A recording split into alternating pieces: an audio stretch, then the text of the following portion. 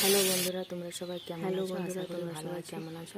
আজকে তোমাদের সাথে সারাদিন দেখো আমি দুপুরে কী রান্না করলাম সেটা শেয়ার করছি।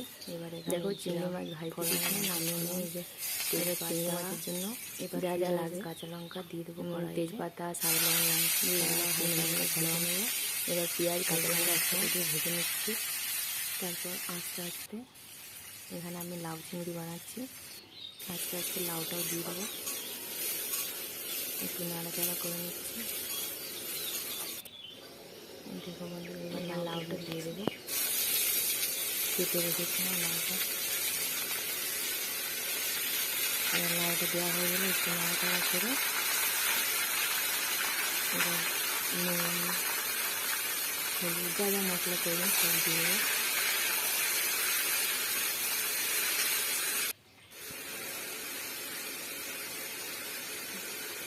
এবার নুন হলুদ দিয়ে দিচ্ছি। এবার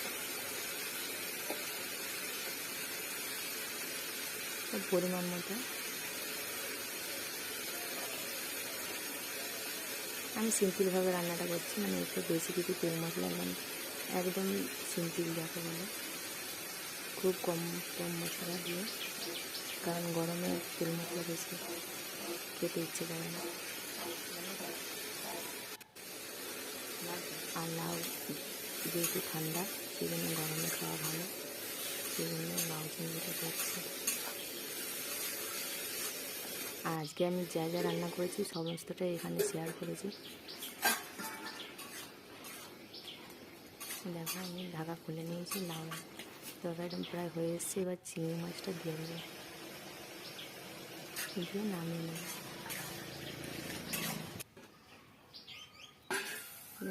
এই নামিয়ে নিচ্ছি।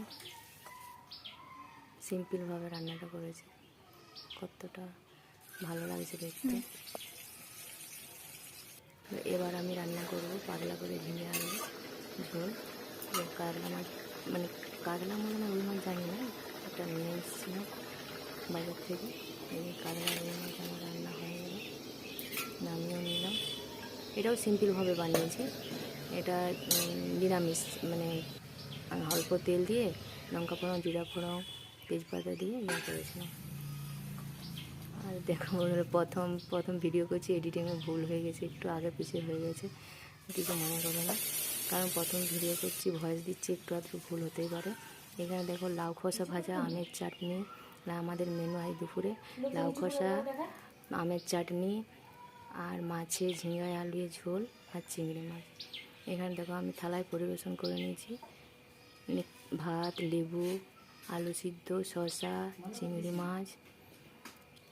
আর এবার দিয়ে দেবো ওই মাছে, রুই মাছে, আর না লাউ খোসা ভাজাটা।